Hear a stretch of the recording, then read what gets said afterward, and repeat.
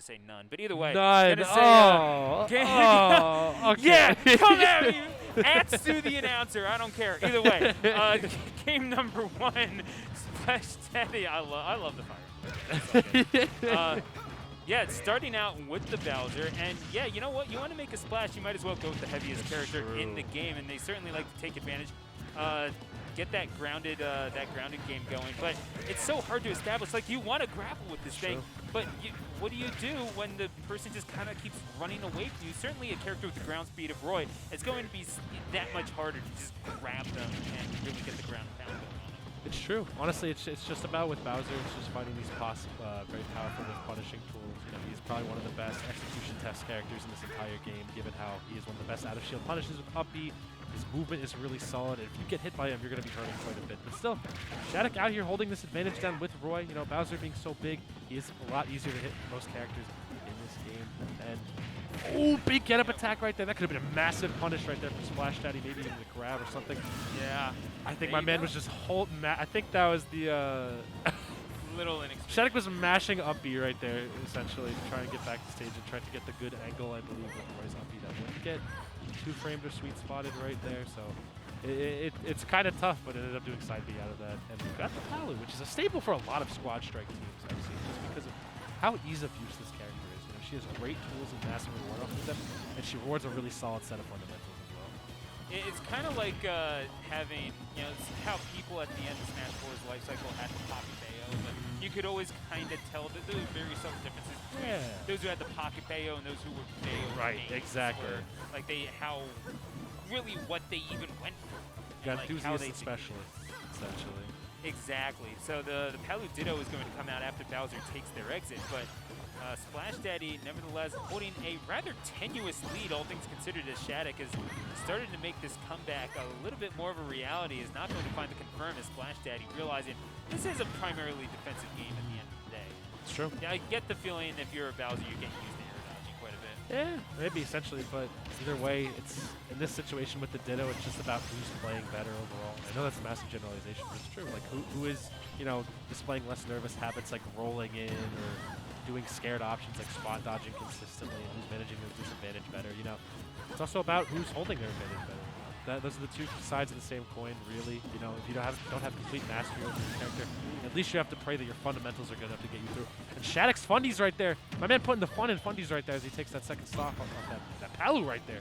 I will say, though, I mean, even if you are doing those panic options, how cognizant are you that you are doing them? Because if you become conscious of that, it's like, oh wow, I've actually used this quite a bit. All of a sudden, if you become aware of it, it becomes conditioning. You can play around it. It's true. So now we're going to go to the last stock apiece.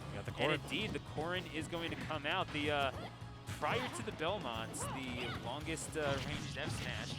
Something to be said about that on a stage like Pokemon Stadium. But yeah, we just don't really talk about it all that much because of the Belmonts having that distinction. Well, it's not me, I guess.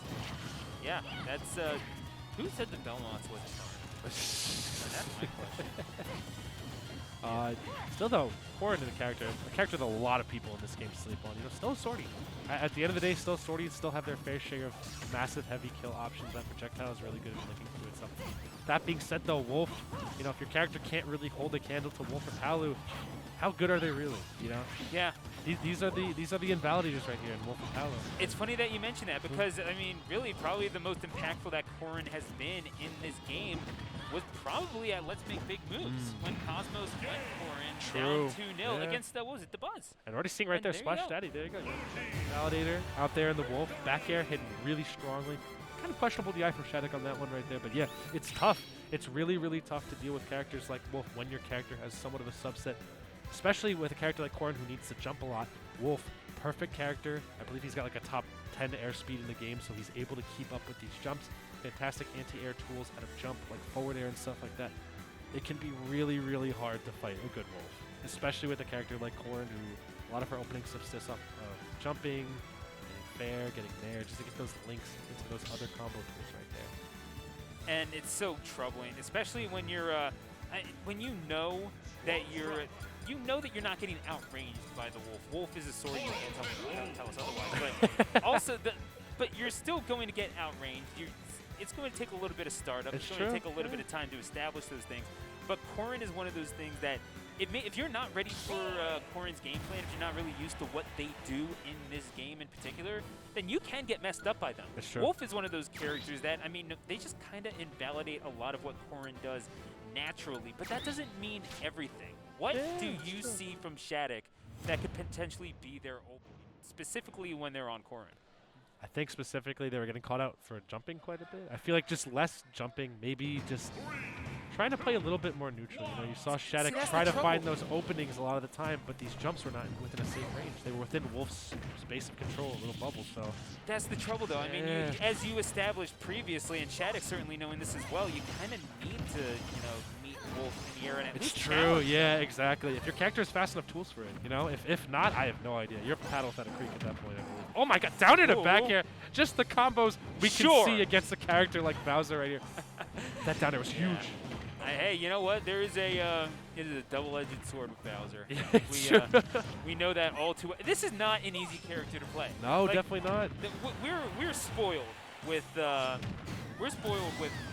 play of people. Well, certainly in Jersey, not even just Leon. But, you know, dudes players like Leon, there's a couple other ones out there. Yeah, Tokyo has a pretty good Bowser as well with the tri-state. Tokyo's absolutely nuts. It's tough. But Splash Daddy making a case for his own, as he's already up 60% on this Roy right here. And I think the Bowser at the beginning was actually a really good statement right here. Remember, like, the dawn of Leon as a top player, you could argue was Smash and Splash 5. And after that, you saw a bunch of Wi-Fi Bowsers come out saying, like, oh, well, I can definitely do that. This looks easy. It's like, no, it's not easy to establish the grab game. The reason Leon gets that so often is because it picks it out and specifically conditions for you to get grabbed into the flying slam. Like, it is not an easy thing to do. And Splash Daddy, they're doing it. Remarkably remarkably well right now, taking 2 of SHADIC's characters off of the board. This might be all she wrote unless this Corrin can take 3 successive stocks. And there's such a lack of commitment on Splash Daddy's options right now. You're seeing he's being just a lot more patient than SHADIC has been in neutral, just finding these flying slam open-ups right here, sitting in shield when things don't look too well, and managing to punish out of shield with up B. You know, Bowser played best is defensive, you know? While he has such explosive advantage, while he has those B&Bs that are really reliable, while he has these confirms, he has stuff like that. If you play him safely enough and you whittle him, if you whittle your opponent down to their last, put them in a checkmate situation already, and that's what we saw from Splash Daddy right there. A checkmate situation. We saw that a few too many times. Splash Daddy, veteran presence in of itself. That Bowser putting in work and taking those 3 stocks. Name of the game is patience. I feel like SHADIC got a tad too impatient, started jumping around all over the place. It allowed Bowser is a character that's constantly looking for openings because his openings are so explosive. If you're giving him those openings for free by just jumping right in his face every time and not waiting to see what he'll do first, you're going to get opened up hella hard. Yeah, no, it's a bit of a rough one. SHADIC, bright future for the kid. We saw a lot of promise in that, but Splash Daddy ultimately too much for them to Can't wait to see him in singles. Because, you know, in a format like Squad Stripe, it's you as a player that's adapting to your opponent, not what answer can I really find with my character to get myself out of this bind. Because you have 3 characters and only 1 stock for each of them. If you SD, an amount of things can happen to just wipe your best character off the board. So you need to make And that's your whole game plan right there. You're playing against the other player at that point, not against their characters. Exactly. Like, the matchups are really good at a fundamental base, but your adaptation should be to what the other player's habits are and what they're doing. I think that's the best advice I think anyone could ever get for Squad Strike is just watch out for the player-specific habits. You don't have nearly enough time to figure out an entire character in 1 stock, unless you're like, I don't even think the best in the game could do it. I don't think MKLeo or Tweak could figure out how to beat someone in just 1 stock. But I mean, the ability to adapt is certainly important. But then it's absolutely. Don't get me wrong, it's horrible to make mistakes in singles bracket as well. But when you do it in Squad Strike, you game planned around you playing perfectly and not just SDing or just making a completely avoidable mistake. Like you have to now fix this, and you're going to have to do it live. It's not a fun place to be.